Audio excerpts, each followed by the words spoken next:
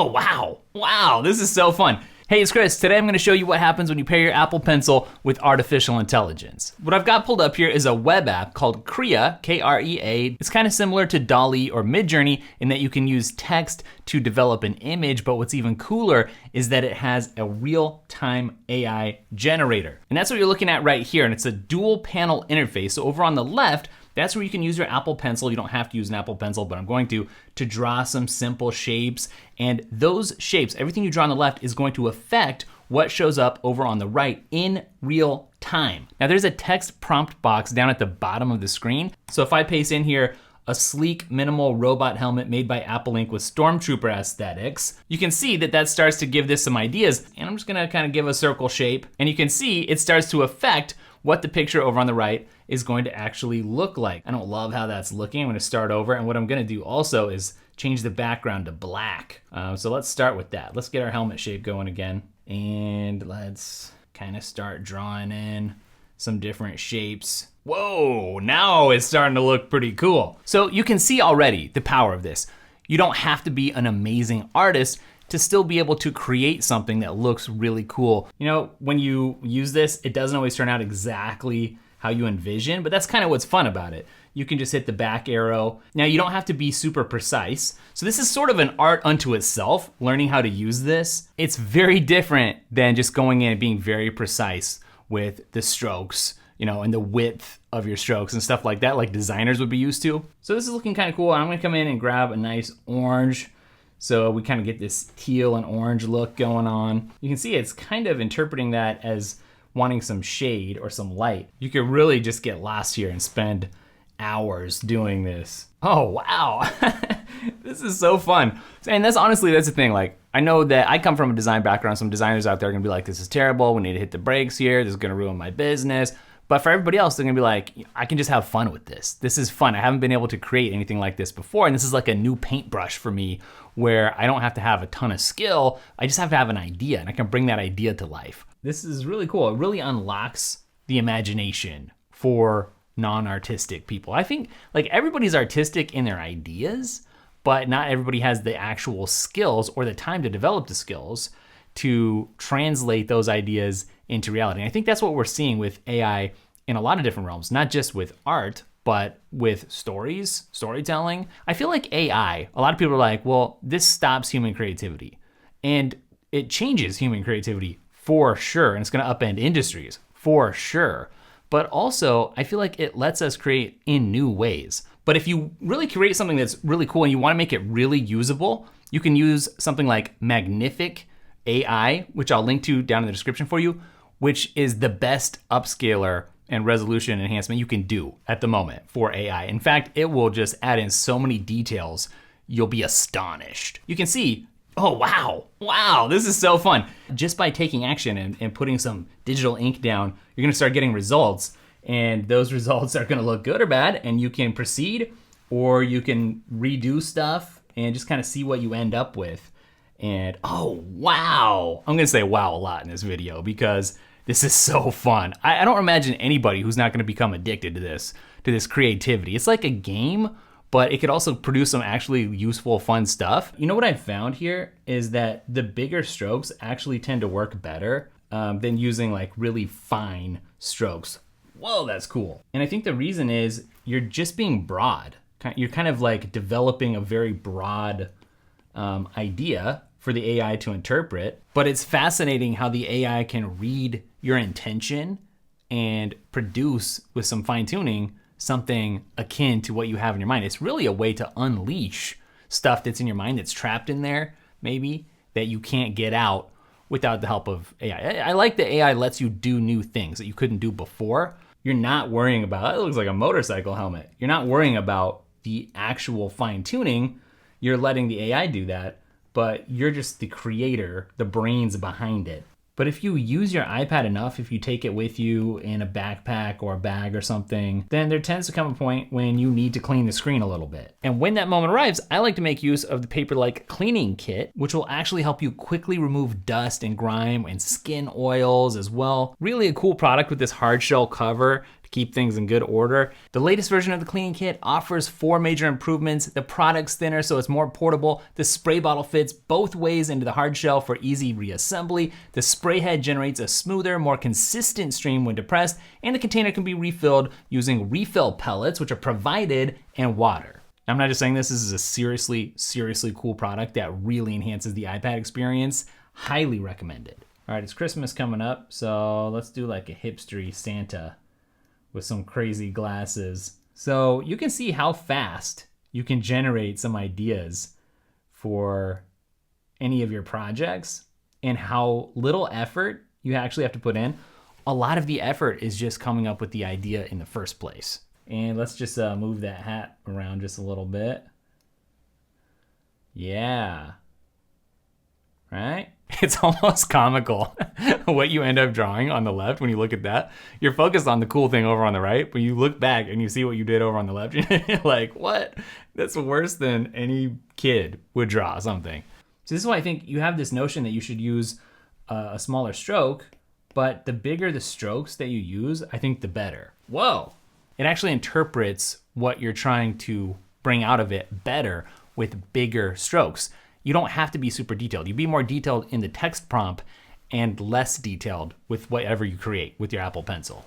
Now, just because this can be very simple, it doesn't mean that you can't make it more complex. As you watch me make something very complex with lots of strokes and kind of shape this over several minutes of time, sped up of course, think about how complex your own life can be at times and what you want to accomplish and how you often wonder, how can I be more productive?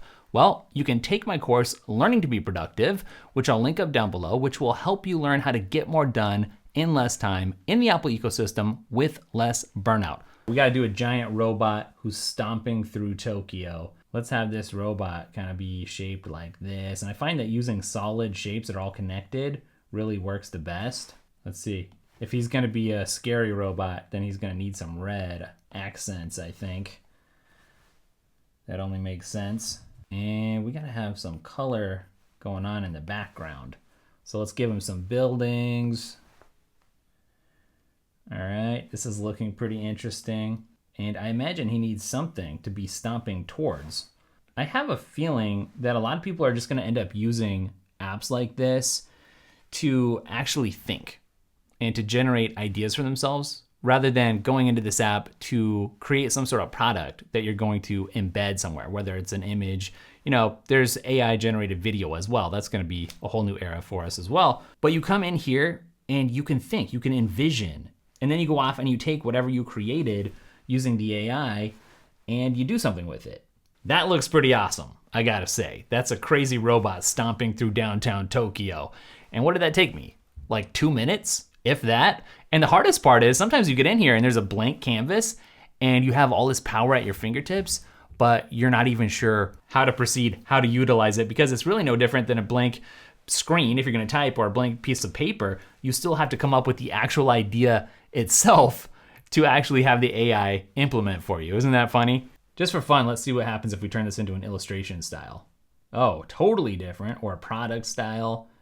Very different as well. I don't like that. We'll go back to cinematic. Yeah. So let's say a fun and happy minimalist home office.